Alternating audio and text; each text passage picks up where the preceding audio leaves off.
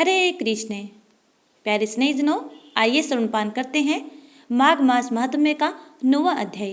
यदि आपने पीछे के अध्याय श्रवणपान नहीं किए हैं तो अवश्य सुनिएगा, ताकि आगे के वृत्तांत आपको अच्छी तरह समझ में रहे। यमदूत कहने लगे, मध्याह्न के समय आया अतिथि, मूर्ख, पंडित, वेद पाठी या पापी कोई भी हो, ब्रह्म के समान है। जो रात्रि के थके हुए भूखे ब्राह्मण को अन्न जल देता है, मध्याह्न के समय जिसके घर आता हुआ अतिथि निराश नहीं जाता, वह स्वर्ग का वासी होता है। अतिथि बराबर कोई धन संपत्ति तथा हित नहीं है। बहुत से राजा और मुनि अतिथि सत्कार से ब्रह्मलोक को प्राप्त हुए हैं। जो एक समय आलस्य से भी अतिथि को भोजन करा दे, वह यम द्वार नहीं देखता। केसरी धवत से विवस्वत देव ने कहा था कि जो कोई इस क्रम भूमि मृत्यु लोक से स्वर्ग लोक जाने की इच्छा रखता हो, वह अन्न का दान करे। दूत कहता है कि यमराज कहते हैं, अन्न के बराबर दूसरा कोई दान नहीं है। जो गर्मियों में जल, सर्दी में ईंधन और सदैव अन्न का दान करते हैं, वह कभी यम के दुख नहीं उठाते। जो अपने किए हुए पापों का प्रायश्चित करता है, वह नरक को नहीं देखता, और प्रायश्चित न करने वाला मनुष्य नरक में जाता है। जो काया, वाचा और मन से किए हुए पापों का प्रायश्चित करता है, वह देव और गंधर्वों से शोभित स्वर्ग लोक को प्राप्त होता है। जो नित्य ही व्रत, तप, तीर्थ करते हैं और जितेंद्रिय हैं, वह भयंकर यम को नहीं देखते। नित्य धर्म करने वाला दूसरे का अन्न, भोजन और दान त्याग दे, नित्य स्नान करने से बड़े बड़े पाप का नाश होकर यम को नहीं देखता। बिना स्नान पवित्रता कैसे हो सकती है? जो मनुष्य पर्व के समय चलते जल में स्नान करते हैं, वह बुरी योनि नहीं पाते, न ही नरक में जाते हैं। माघ मास में स्नान करने वाले मनुष्यों को नियम पूर्वक तिल, पात्र और तिल कमल का दान करना चाहिए।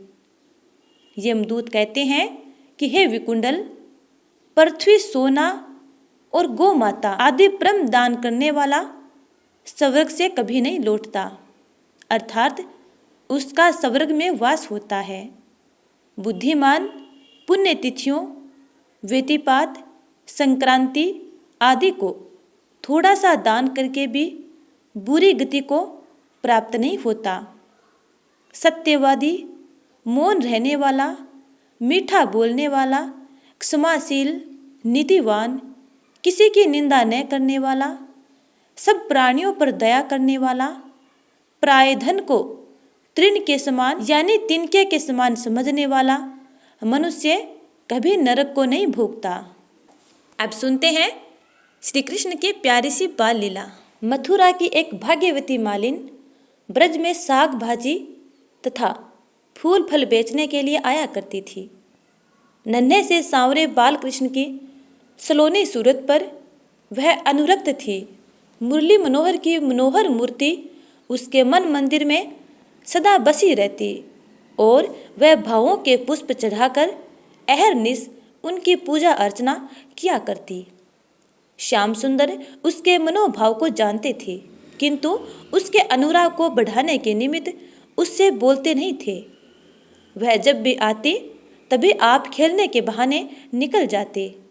वह बेचारी मन मसोस कर रह जाती और मन ही मन कहती, श्याम सुंदर, तुम इतने निष्ठुर क्यों हो? जो तुम्हें चाहते हैं उनसे तुम दूर क्यों भागते हो? और जो तुमसे वैर करते हैं उन्हें प्रसन्नता से पास बुला लेते हो। तुम्हारे इस वक्रता का असली रहस्य क्या है? इसे कौन जान सकता है? मालिन के मन से मनमोहन कभी दूर हटते ही नहीं थे, किंतु शरीर से सदा अलग ही रहते, मानो वे उससे डरते हों। मालिन घंटों नंद भवन में बैठी रहती, किंतु नंदलाल के साथ आज तक उसका कभी सैलाब नहीं हुआ। कभी उस बिहारी ने मालिन की ओर हंसकर नहीं देखा। प्रेम की कुछ उल्टी ही रीत है।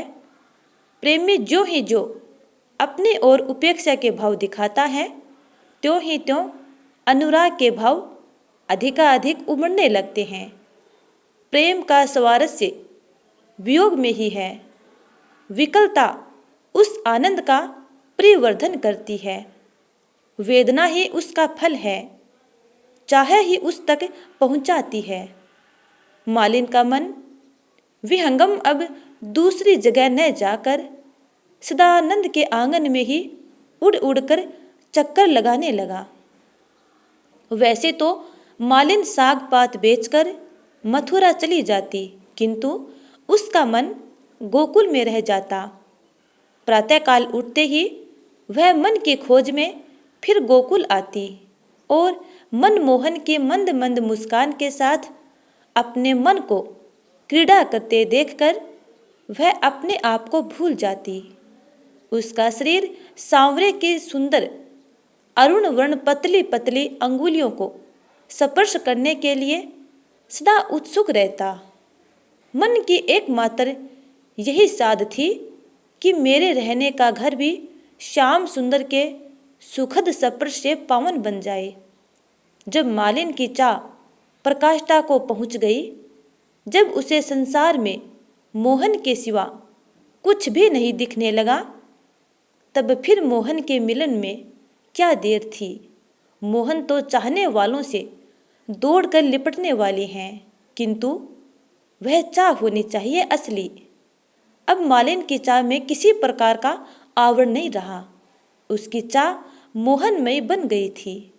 एक दिन वह मनमोहन की मंजूल मूर्ति का ध्यान करती हुई ब्रज में आवाज दे रही थी, फल ले लो री, फल ले लो। संपूर्ण फलों के एकमात्र दाता श्री हरि मालिन से फल खरीदने के लिए घर से दौड़े। बाल कृष्ण को देखकर फल वाले ने कहा, लाला जाओ फल के बदले में कुछ वस्तु ले आओ। बाल कृष्ण झट अंदर गए और छोटे छोटे दोनों हाथों में धान्य भरकर जल्दी जल्दी हाँफते हुए वे मालिन की ओर आने लगे। उनकी अंजुली में से सारा अनाज तो रास्ते में ही गिर गया। जब वे फल वाली के पास पहुंचे, तब उनकी अंजुली में मात्र 2-3 दाने ही अनाज के बचे थे। फल वाली ने कहा, लाला क्या वस्तु लाए हो? भगवान ने अंजुली खोलकर कहा, यह इतना ही अनाज है, बाकी तो रास्ते में गिर गया। कन्हैया के परम दुर्लभ कोमल कर स्पर्श के सुख के लिए अधीर हुई उस माली ने कमल की पंखुड़ियों के समान खिले हुए उन दोनों जुड़े हुए हाथों को अपनी टोकरी के सारे फलों से भर दिया। आहा, उस समय उसकी क्या दशा हुई होगी, उसका वर्णन कौन कवि अपनी कविता द्वारा करने में समर्थ हो सकता है। श्याम सुंदर के लिए उसने सर्वस्व समर्पण कर दिया। संपूर्ण अभिलाषाओं को पूर्ण करने वाले श्री हरि ने भी अमूल्य रतन तथा मोतियों से उसकी टोकरी को भर दिया। मालिन का जीवन सफल हुआ। उसने साधारण फल देकर फलों का भी परम फल दिव्य फल प्राप्त किया। मनमोहन का ध्यान करते करते वह उन्हीं की नित्य किंकरी हो गई। प्रभु ने उसे अपना लिया। उसी क्षण वह धन्य हो गई। हे नंदलाल श्री कृष्ण, जिस प्रकार आपने उस मालिन पर कृपा की, वैसे ही अपने सभी प्यारे भक्तजनों को अपने प्रेम रस का दान दीजिए। बोलो जय श्री कृष्ण।